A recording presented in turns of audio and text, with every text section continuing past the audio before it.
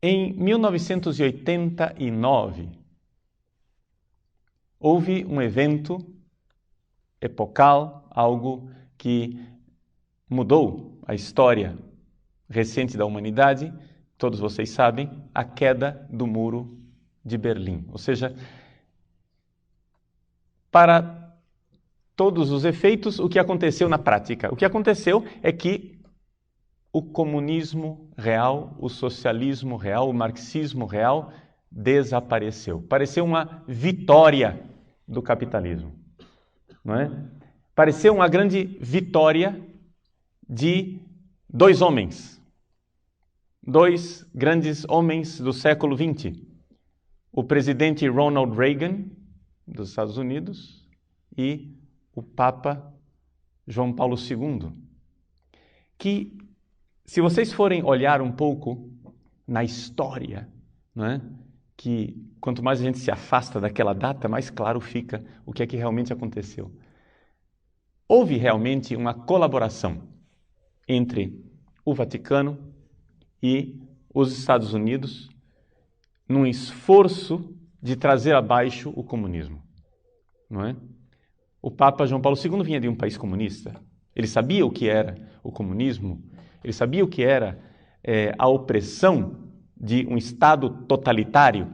Ele viveu debaixo da bota do comunismo. E o presidente Ronald Reagan foi sempre um anticomunista ferrenho e foi eleito como tal. Então, os dois homens, digamos assim, o braço secular e o braço religioso parece que se uniram num esforço hercúleo de trazer abaixo o comunismo. Então, quando em 1987 o presidente Reagan, diante do portão de Brandemburgo, em Berlim, pronunciou um seu famosíssimo discurso, falando a respeito do secretário-geral do Partido Comunista, Gorbachev. Ele estava descrevendo e dizendo os esforços de Gorbachev de fazer uma perestroika, uma reestruturação do movimento comunista na Rússia, de fazer glasnost, ou seja, uma transparência na estrutura e no governo comunista. Então, o presidente Reagan fez um discurso famosíssimo dizendo aquilo que todos os homens e mulheres de boa vontade no Ocidente queriam dizer. Ele diz assim: Mr. Gorbachev, come here and open this gate. Senhor Gorbachev, venha e abra esse portão. Bring down this wall. Derrube esse muro. E como que ouvindo esse discurso de Reagan, 2 anos depois o muro caiu.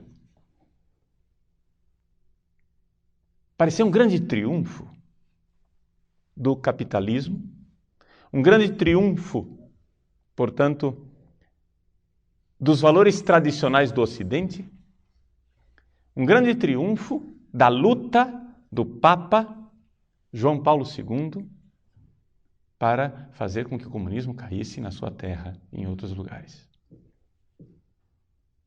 Quando João Paulo II, porém, foi visitar Cuba, um jornalista perguntou a Fidel Castro como ele se sentia recebendo em Cuba o homem que havia causado a queda do comunismo. Fidel Castro respondeu candidamente, dizendo: eu não desprezaria assim Mikhail Gorbachev. Ou seja, quem derrubou o comunismo não foi Reagan, não foi o Papa João Paulo II. Quem derrubou o comunismo foi o próprio comunismo. E hoje, cada vez mais, isso se torna claro e evidente que a coisa foi de caso pensado. Existem expressões, existem manifestações do próprio Gorbachev anteriores à queda do Muro de Berlim, em que ele já dizia, e os próprios comunistas já previam, que seria necessário promover uma aparente morte do comunismo para que o espírito e o ideal comunista se alastrassem no Ocidente. Ou seja, os próprios comunistas compreendiam que havia uma espécie de queda de braço e que se as coisas continuassem daquela forma, o comunismo iria perder. Ou seja, havia uma guerra armamentista. Os Estados Unidos estavam vencendo a corrida armamentista. Ou seja, os Estados Unidos tinham armas muito mais potentes, tecnologicamente mais desenvolvidas e estavam numa situação muito melhor do que a União Soviética. Os Estados Unidos, dentro da Guerra Fria, estava vencendo a Guerra Fria.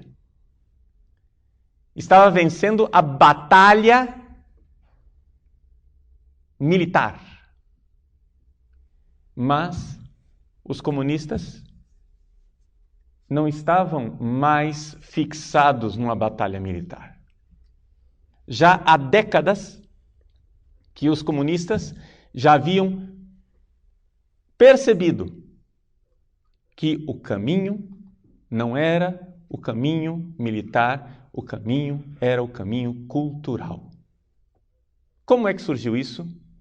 Como é que se deu esta passagem, esse triunfo de uma linha que originalmente parecia heterodoxa do comunismo? Ou seja, só para aqueles que não estão habituados, né, com a história recente do século XX, o que é que nós tínhamos? Vamos voltar, né, um pouco para o século XIX.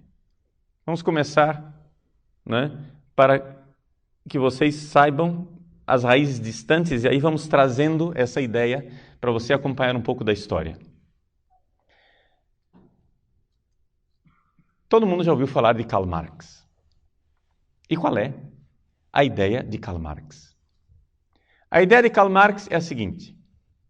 Vamos tentar resumir o marxismo em breves pinceladas.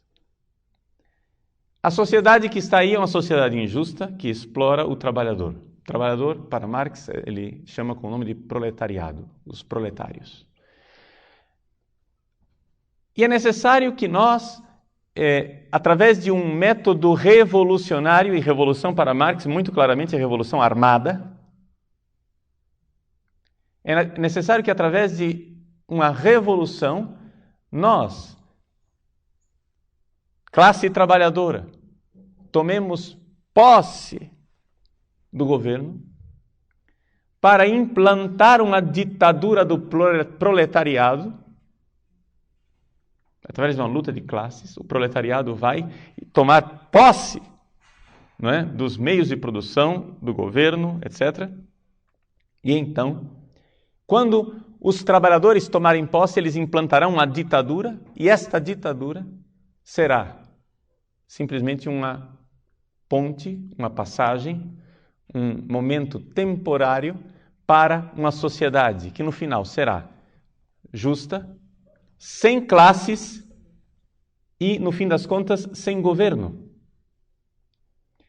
Ou seja, o ideal de Marx é, em palavras pobres, implantar aqui na Terra um paraíso. Implantar aqui na Terra, aqui nesse mundo, uma sociedade justa, perfeita. E como é que ele irá fazer isto? Pelo poder criativo do mal. Aqui é que está a perversão marxista na sua raiz mais absurda. Ou seja, Marx é somente o secretário. Satanás, na verdade, é Hegel. Entende? Marx é somente o porta-voz. a força criativa do mal, a força criativa do negativo. Faça o mal, produza o mal, destrua, disto virá algo bom. É esse o princípio hegeliano. Uma vez que você tem uma antítese forte deste conflito, desta luta de tese e de antítese, surgirá uma síntese superior. Esta luta será elevada. Na linguagem técnica hegeliana, será suprassumida, aufgehoben em alemão. Vai ser levada para cima. Então, num conflito, num duelo de vida e de morte, mors et vita duello, conflixerunt mirando, diz o Victime Pascalis. Com o conflito de vida e de morte surgirá o superior. Então, o que acontece? Hegel vê que existe uma injustiça com o mal, com o negativo. Que o negativo foi demonizado, foi exorcizado de nossas vidas. E, na verdade, quando você exorciza e retira o negativo da vida das pessoas, o que é que você está criando? Você está criando um imobilismo, uma falta de vitalidade.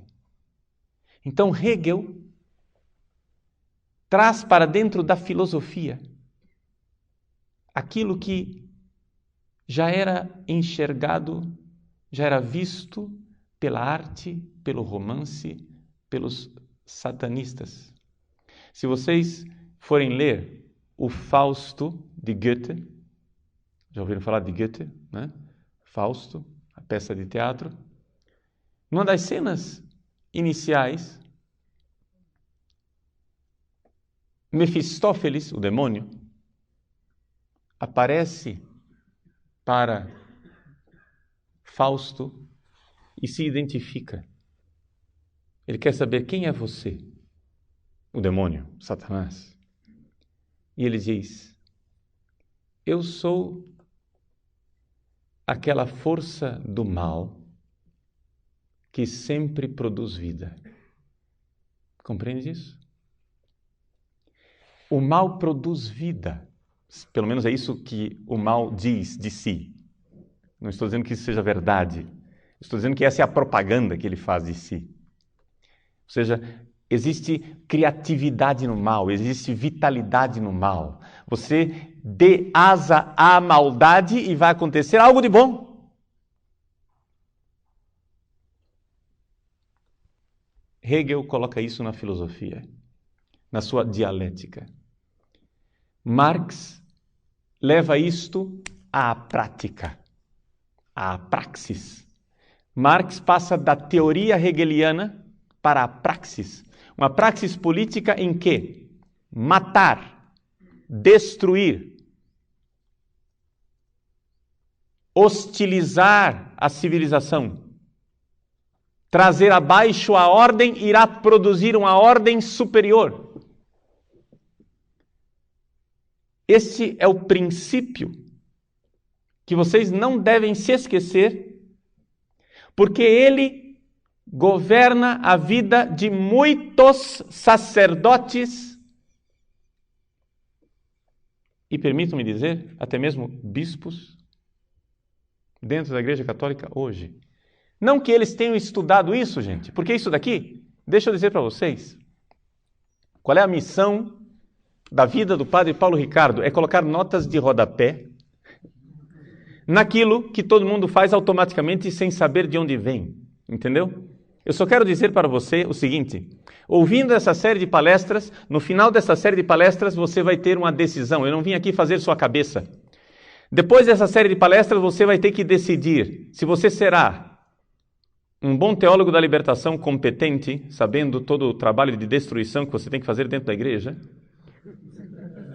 ou se você será um bom sacerdote fiel ao Papa, à tradição da igreja. Eu não vou fazer sua cabeça. Essas palestras você pode usá-las de duas formas diferentes. Você pode usá-las para o bem, sabendo a maldade que você deve evitar. Você pode usá-las também para o mal, sabendo que eu vou dar a você uma cartilha de como ser um bom marxista, um bom teólogo da libertação e como destruir a Igreja Católica. Vou ensinar as duas coisas. Entende?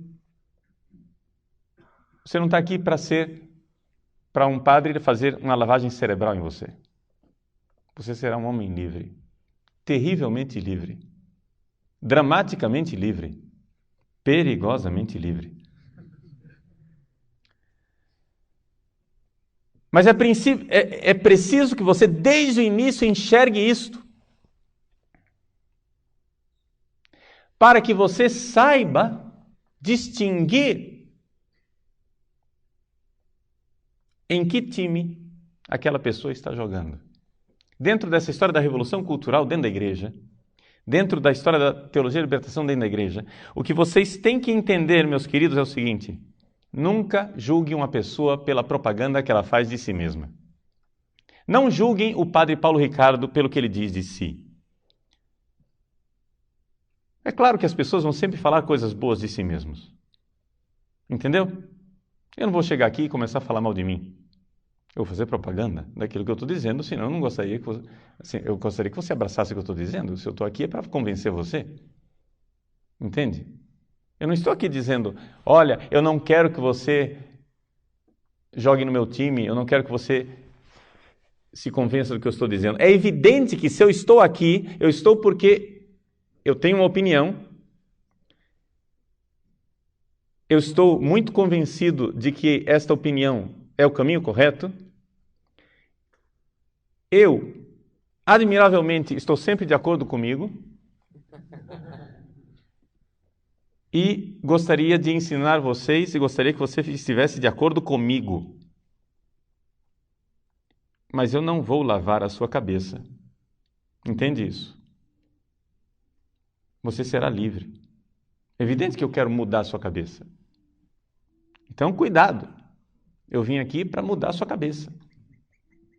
Eu vim aqui para convencer você. Mas, ao mesmo tempo, eu gostaria que você entendesse que você sempre será colocado diante de dois caminhos que você deverá escolher. E você é livre. Nunca julguem uma pessoa pelo que ela diz de si mesma. Como é que eu devo julgar uma pessoa? Julgue uma pessoa olhando para o que é que ela combate. Esse é o verdadeiro julgamento. Se um sujeito chega aqui e diz, eu sou a favor dos pobres, eu gosto dos pobres, como é que você vai saber se essa pessoa é uma pessoa boa ou uma pessoa má? Também a Madre Teresa de Calcutá amava os pobres, mas ela não era da teologia da libertação. Também teólogos famosos e bispos famosos dizem que amam os pobres. Mas como é que eu vou julgar essa pessoa? Se você quer um critério para julgar, você olhe sempre para o que é que esta pessoa está combatendo, contra o que ela está lutando. Quando de repente você vê uma pessoa que diz, eu amo os pobres, eu amo a justiça social, eu amo tudo aquilo que é o Evangelho, o Reino de Deus, Jesus, etc. e tal, tudo bem. Até agora ele disse o que ele ama. Isso não significa nada, porque isso pode ser mera propaganda. O que você tem que perguntar é o que é que essa pessoa está combatendo. Quando essa pessoa começa a combater tudo que nós temos de sagrado, quando ela combate a liturgia que está no missal, quando ela é contra a disciplina que está no Código de Direito Canônico, e quando ela destrói a doutrina que está no Catecismo da Igreja Católica, você começa a ver que o gato se esconde atrás da cortina, mas sempre deixa o rabo de fora. Compreendem a coisa?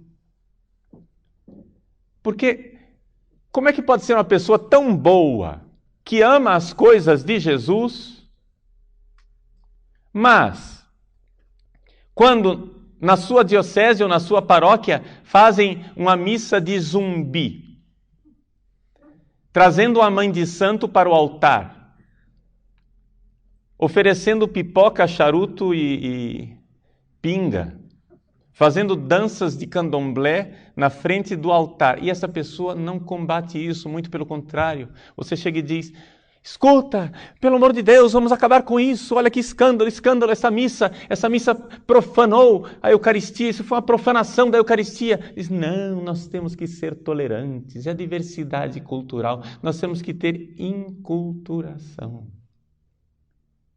E aí, tão logo, um padrezinho jovem, de batina preta, decide, muito singelamente, celebrar uma missa de Pio V para um grupelho de fiéis, 5, 6 fiéis, nada mais do que isso.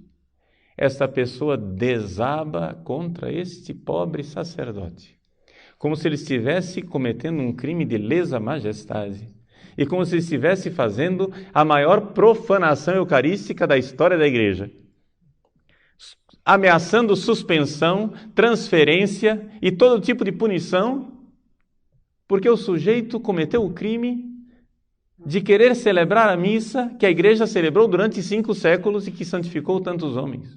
Vejam, para dizer bem claro para vocês, eu não acho que celebrar a missa de Pio V seja a solução dos nossos problemas eclesiais.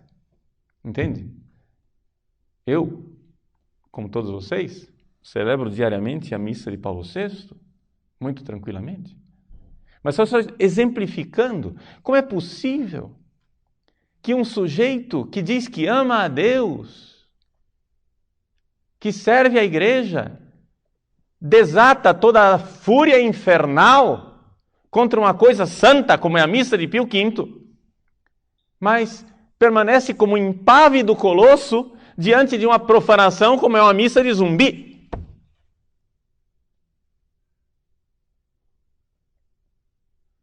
Não compre o produto pela propaganda. Leia a bula. Veja os efeitos colaterais. Compreendem? Você tem que saber em que ideologia você está entrando. E exatamente aqui é que eu preciso ensinar a vocês a serem bons marxistas para rejeitar o marxismo ou para abraçá-lo. Entende? O marxista sabe muito bem que o que é propaganda e o que é o verdadeiro intento. O bom marxista sabe que ele está dentro da igreja e ele precisa fazer uma cortina de fumaça de propaganda e dizer o quanto ele ama a tradição da igreja, mas a verdadeira tradição. Não esta tradição engessada, tridentina, encarquilhada, sem vitalidade. Ele ama os pobres, ele ama os santos, mas os santos comprometidos. Ele gosta da liturgia, mas uma liturgia enculturada que fale ao povo. Veja, tudo isso são frases que você ouvindo assim, você não tem nada para dizer contra elas. O que você vai dizer de uma frase dessa? O que você vai objetar a um sujeito que diz que ama os pobres? Você vai dizer: pois bem, meu senhor, sim senhor, é isso mesmo, vai aplaudir. Mas o que você tem que entender é que o princípio de ação marxista é o princípio do trabalho do negativo. É o princípio do trabalho do destruidor. É o princípio do trabalho daquilo que põe abaixo. E o que é que eles querem pôr abaixo? Muito bem. O Papa Bento XVI recentemente esteve no seu país, na Alemanha. E ele esteve no Congresso Nacional, no Bundestag, e dirigiu uma palestra aos congressistas, aos parlamentares do seu país.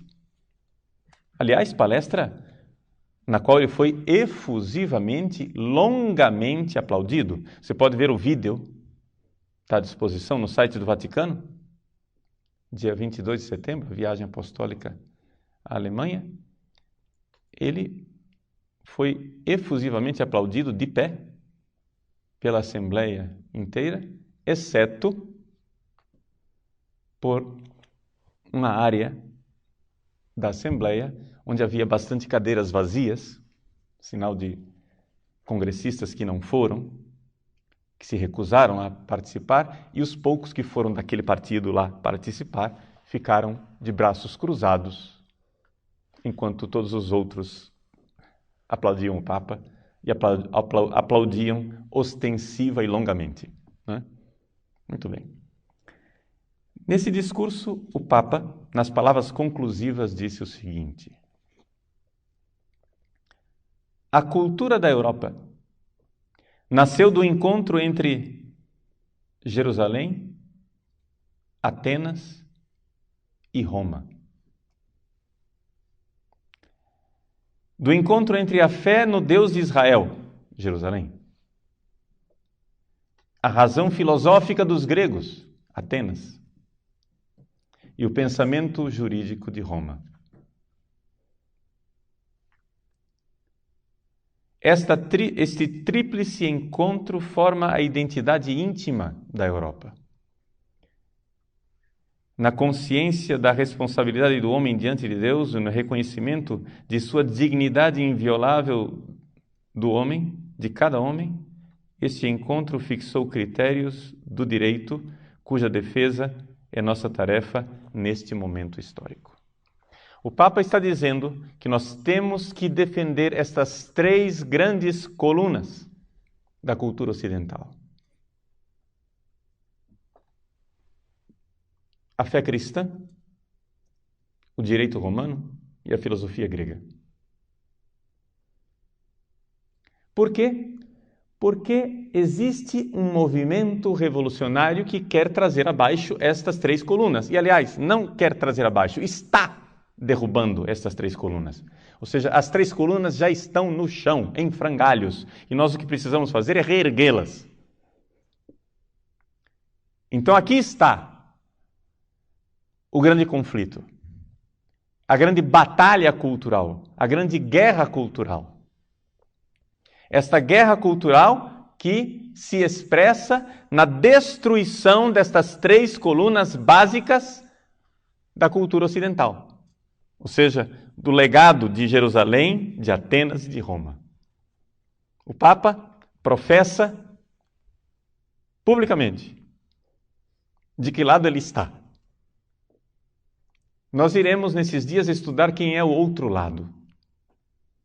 Ou seja, quem são as pessoas que, ao contrário do Papa, que quer preservar a herança cultural de Jerusalém, de Atenas e de Roma, quem são as pessoas que querem destruir e por que querem destruir? Porque é importante isso, meus senhores. Vocês têm que saber por que é que vocês apanham, entende? Por que é que você, quando ingenuamente, assim, com toda simplicidade e candura, celebra sua missa usando sua casula, incenso, com os coroinhas de batina sobre peliz? Por que é que você será hostilizado como se você fosse Satanás em pessoa? Por que tanto ódio? Então, é um pouco isto que nós queremos ver nesses dias. Lá atrás, Hegel e Marx. Hegel e Marx nos colocam diante desta realidade do trabalho do negativo, do trabalho da destruição.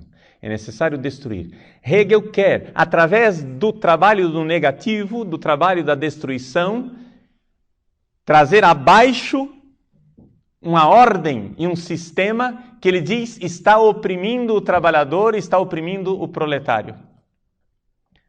Porém, Marx, como profeta, foi um profeta pela metade. Por quê? Porque ele profetizava o futuro de uma sociedade justa, sem classes, aliás, sem governo, perfeita, o paraíso aqui na Terra.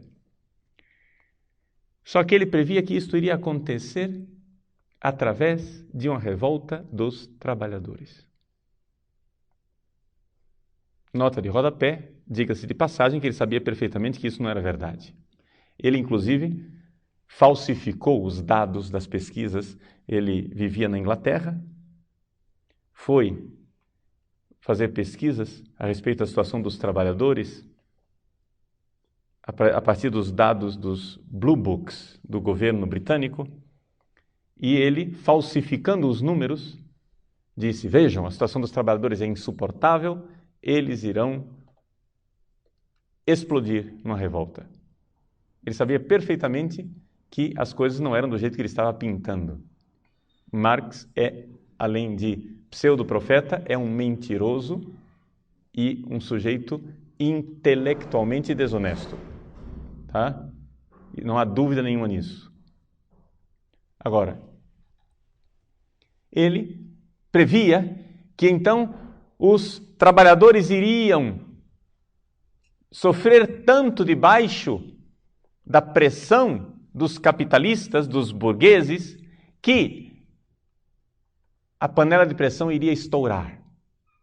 E os trabalhadores iriam se unir contra os capitalistas opressores. O Manifesto Comunista termina assim: trabalhadores do mundo, univos, vereint euch, univos. Os trabalhadores, Marx previa que a pressão contra os proletários seria tão grande que os trabalhadores da França iriam se unir com os trabalhadores da Alemanha, com os trabalhadores da Inglaterra, com os trabalhadores da Itália, e eles iriam se unir contra a classe capitalista e impor a ditadura do proletariado. Problema, isso não aconteceu. Marx morreu e não viu a profecia vir abaixo, ou seja, não se realizar. Ele previa uma grande guerra, a guerra que ele chamava de guerra pan-europeia. Essa guerra pan-europeia de fato aconteceu, foi a Primeira Guerra Mundial. Todo mundo previa um pouco que haveria essa guerra. O próprio Papa São Pio X, quando ele morreu, há 100 anos atrás, ele morreu e dizia continuamente: verrà il guerrone. A guerra enorme, a guerra grande acontecerá. Verrà il guerrone. E de fato aconteceu o guerrone, a guerra grande. A Primeira Guerra Mundial. Só que, para a total confusão dos marxistas, os trabalhadores não se uniram. Eles, ao contrário, pegaram as armas para matar, horror dos horrores, outros trabalhadores. Ou seja, os trabalhadores franceses pegaram em armas para matar os trabalhadores alemães, para defender os interesses de classe dos seus patrões, dos capitalistas. Como é possível? Então, depois que terminou a Primeira Guerra Mundial, o marxismo estava em plena crise teórica.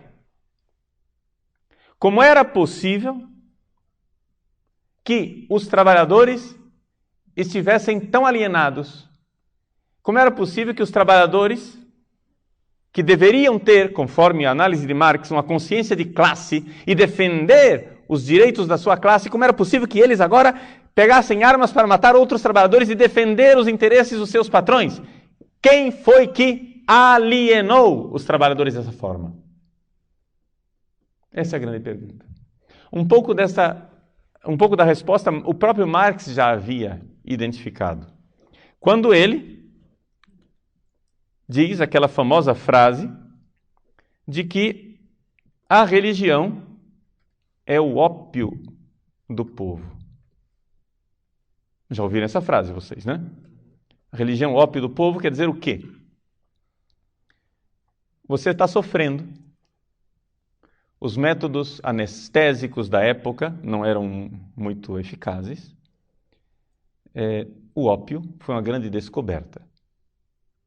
Então, descobriram o ópio enquanto possibilidade de fazer com que a pessoa fugisse do sofrimento, da dor. E começaram a fugir do sofrimento e da dor existencial se drogando. Pois bem, Marx disse, a religião é o ópio do povo. O ópio é muito caro, o povo não tem dinheiro para comprar ópio, então você vai à igreja, reza o terço. Os padres prometem ao povo o paraíso, e então as pessoas irão sonhar com o paraíso. Se você aqui nessa terra está lascado, se você está aqui nessa terra numa situação triste, se você, como trabalhador, é oprimido, vilipendiado e maltratado pela ambição do capital, não tem problema, reze o terço e espere o paraíso no céu. Marx já havia entendido que havia um fator cultural que alienava o povo. Mas isso não havia sido elaborado de forma adequada, teoricamente. E nós tivemos que esperar o início do século XX para ver esta elaboração feita por dois filósofos que, independentes um do outro, conseguiram elaborar isso de alguma forma mais sistemática. Esses dois filósofos são um filósofo húngaro, Georg Lukács, a respeito do qual nós falaremos muito pouco, e um outro filósofo italiano chamado Antonio Gramsci. Esse sim falaremos bem mais, porque a filosofia de Gramsci é realmente aquilo que nós podemos dizer, é a filosofia vencedora. É aquilo que todo mundo hoje em dia acha que é a solução. Claro que Gramsci é aperfeiçoado, porque as coisas não pararam com Gramsci. Mas do que é que nós estamos falando aqui? Nós estamos falando do fato de que quando terminou a Primeira Guerra Mundial, estava estabelecida uma grande crise teórica no marxismo. A crise teórica consistia no seguinte: por que é que os trabalhadores pegaram em armas para defender os benditos dos patrões quando, na teoria marxista, eles estão oprimidos pelos patrões e iriam se revoltar contra o patrão? Por que é que eles não defenderam os seus interesses de classe? Quem os alienou? Ora, Gramsci, na sua filosofia, descobriu que havia 3 pilares, 3 colunas que precisavam vir abaixo. As 3 colunas a respeito das quais o Papa Bento XVI falou no parlamento da Alemanha. A religião cristã e judaica, ou, para aquilo que interessava a Gramsci, a ética judaico-cristã, a filosofia grega e o direito romano. Para Gramsci e para os marxistas, chamados marxistas culturais, essas 3 realidades são uma espécie de poção mágica venenosa que aliena as pessoas e que impede os trabalhadores de lutarem de forma revolucionária. Vejam, só para vocês não perderem o fio da meada, Gramsci, ele era marxista e ele, durante a década de 20, esteve na União Soviética. A União Soviética era um Estado que estava sendo implantado naquele momento. Vocês sabem que os bolcheviques vieram ao poder em outubro de 1917. Na década de 20, Lenin, no início da década de 20, Lenin estava estabelecendo as bases do Estado soviético. Mas Gramsci estava lá na Rússia, na União Soviética, quando então Lenin morreu. Quando Lenin morreu, Stalin tomou as rédeas do partido e começou a fazer um expurgo, uma limpeza geral, e começou a mandar matar todos os dissidentes do Partido Comunista, entre os quais, vocês sabem muito bem, viria a morrer depois o Trotsky, né?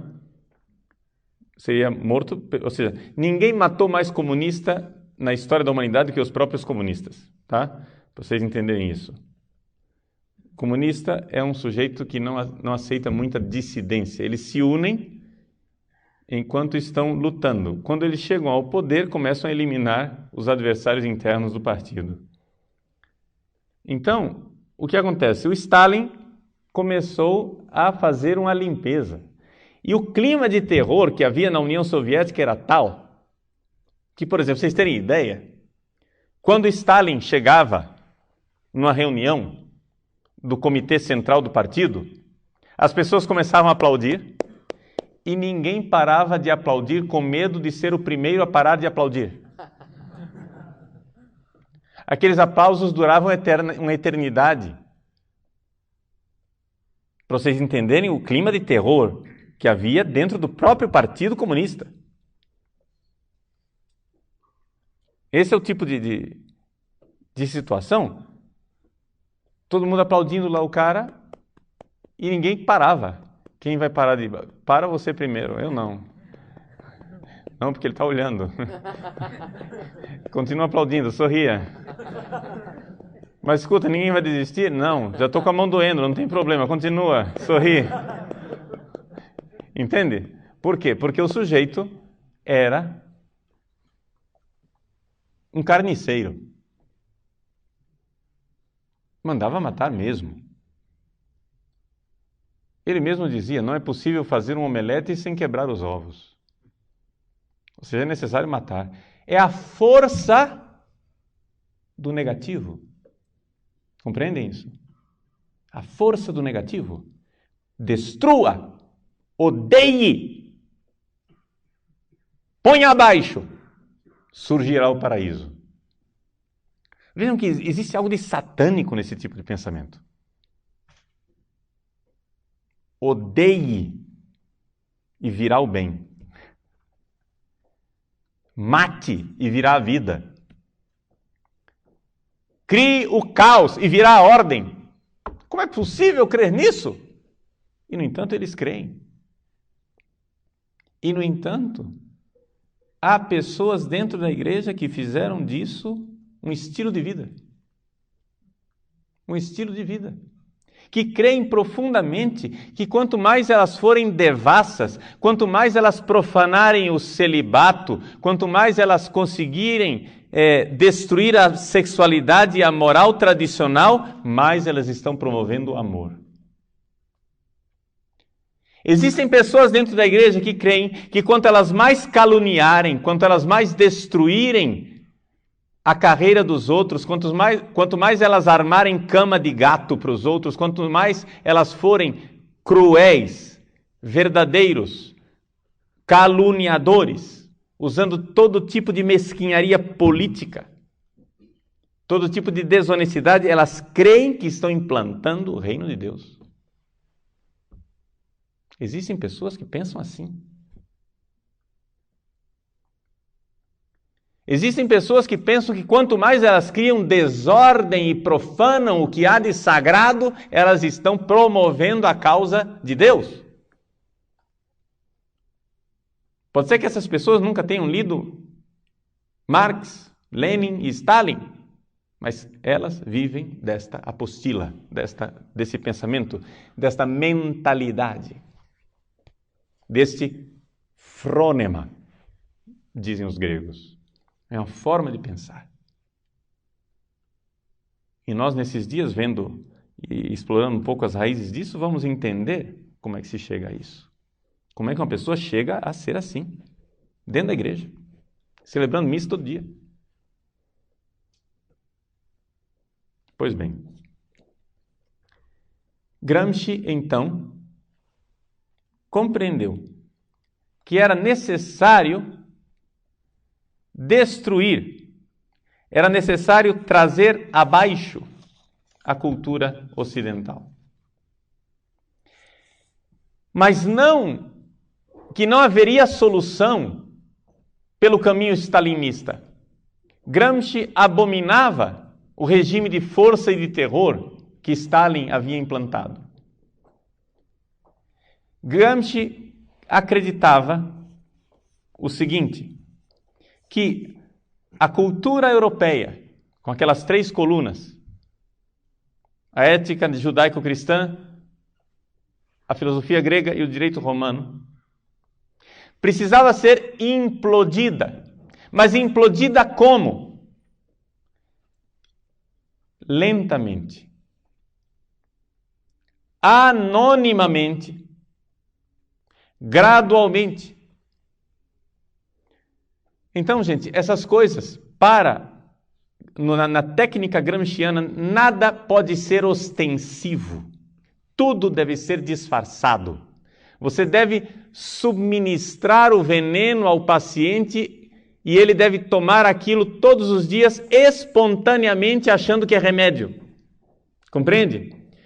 Você deve dourar a pílula. Você tem que apresentar para a pessoa o veneno que irá matá-la, como se aquilo fosse o medicamento de sua salvação. Você precisa destruir a cultura em nome da dignidade do homem. Em nome da liberdade, você cria a ditadura. Em nome da dignidade do homem, você cria a destruição. Em nome dos direitos humanos, você cerceia os direitos.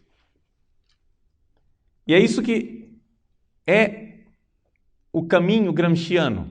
É o caminho onde, e aqui é importante isso para vocês desde o início, existe uma propaganda e existe uma realidade. Uma coisa é o que o marxismo cultural alardeia, outra coisa é o que ele realmente faz. Vou dar um exemplo, só para a gente não ficar na teoria, e com esse exemplo concluo essa primeira palestra. A união homossexual, o casamento gay. Como é que se passa num congresso uma lei aprovando o casamento gay? Como é que você faz com que juristas e juízes do Supremo Tribunal Federal assinem uma sentença reconhecendo a união gay como um direito? Como é que você consegue que estes senhores, que teoricamente estudaram, são alfabetizados, né? Pelo menos a gente supõe que um ministro do Supremo Tribunal Federal não seja um analfabeto. É só suposição, até que se prove o contrário. Que eles sabem ler a Constituição Federal, ora bolas carambolas. E na Constituição está escrito o que é família, que família é constituída por homem e por mulher. Como é que ele agora pega e rasga a Constituição e interpreta que família pode ser 2 homens? Em nome da dignidade. Nós não podemos oprimir os homossexuais. Eles têm direitos. Você é preconceituoso. Você não tem vergonha? Essas pessoas não têm culpa de serem homossexuais. Você prega o Deus da caridade, da tolerância, do amor, da fraternidade universal e depois quer excluir estes irmãozinhos? Mas que raça de padre você é? Esta é a propaganda. Mas o que é que eles querem obter com isso? Eles querem obter a destruição da família. Porque para o pensamento marxista, a família é um valor burguês, é uma desgraça que deve ser destruída. Todo marxista odeia que exista uma família. Por quê? Porque a instituição familiar é uma instituição baseada em 2 coisas que precisam ser destruídas. Primeiro, a propriedade privada. Família significa que eu passo os meus bens para os meus herdeiros. Eu vou perpetuando a existência da propriedade privada. Segundo, Segunda tragédia da família. Família significa uma opressão patriarcal em que o macho é superior à fêmea. O homem é mais do que a mulher. Não há igualdade. E uma terceira coisa para acrescentar, a família, a instituição familiar perpetua a ética sexual burguesa da qual nós precisamos nos livrar. Então, quando você coloca no mesmo nível de dignidade um casal de homossexuais que claramente estão violando a ética burguesa cristã. Quando eu digo ética burguesa, vocês, nota de rodapé, leem moral judaico-cristã, que é a nossa, tá? Ética burguesa, semo nós, tá? É nós no pedaço. Ok? Então, dois homens juntos estão violando a ética burguesa.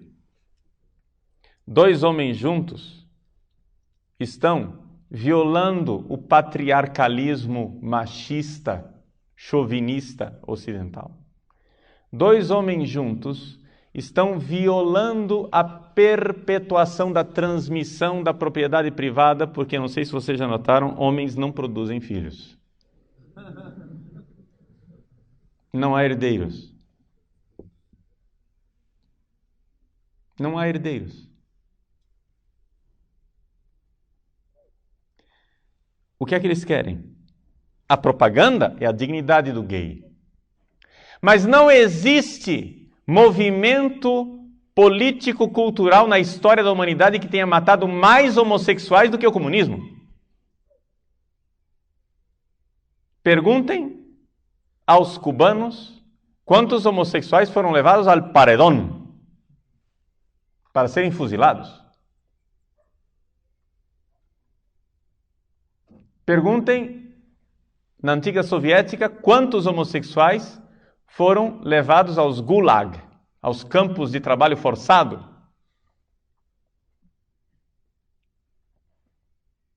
O interesse de defesa dos direitos homossexuais não é absolutamente aquilo que os comunistas e marxistas querem. O que eles querem é destruir a família. Mas é evidente que eles não vão chegar e dizer assim: escuta, pessoal, nós viemos aqui com um plano para destruir a família. O plano é o seguinte. Eles não vão dizer isso. Porque todo mundo vai se revoltar. Por quê? Porque, segundo eles, o povo está alienado, porque o povo está com um pensamento cristão tão arraigado que é necessário que nós entremos na consciência do povo e tiremos esses valores cristãos à força, usando a própria linguagem cristã para isso. Então, em nome da tolerância cristã, do amor cristão, né, da dignidade do ser humano, eles destroem a família. Essa é a propaganda. Mas eu já disse a vocês, vocês querem saber quem é aquela pessoa? Se ele é lobo ou se ele é pastor? Se ele é um lobo com pele de ovelha? Não levem em consideração o que ele diz de positivo. Considerem sempre o trabalho do negativo.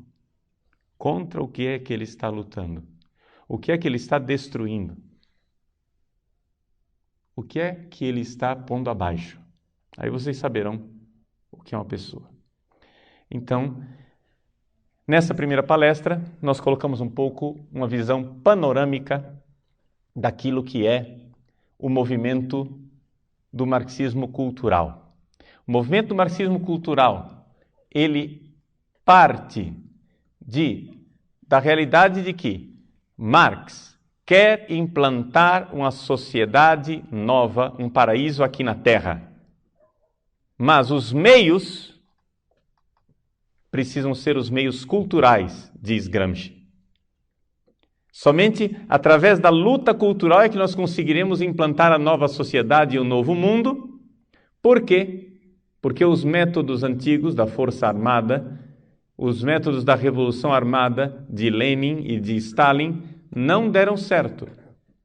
Porque você não pode pôr um povo na camisa de força quando eles internamente já estão revoltados contra aquilo. Então, mais do que um Big Brother do George Orwell, 1984, não sei se alguém conhece o romance, ou seja, uma autoridade estatal do Big Brother que vai lá e está vigiando as pessoas o tempo inteiro, porque as consciências das pessoas continuam, né? Não aceitando aquele novo Estado, aquela nova ordem. Mais do que um 1984 de George Orwell, o que Gramsci propõe é um admirável mundo novo de Huxley. Ou seja, as pessoas mudam por dentro. As pessoas precisam mudar internamente, aí teremos a nova sociedade. Aí teremos um novo mundo. É necessário, então, atenção, aculturar as pessoas. Mudar a cultura delas. Então, muito cuidado quando vocês ouvirem falar de enculturação. Inculturação, na verdade, é mais aculturação do que enculturação. Mas nós teremos tempo para falar isso mais tarde.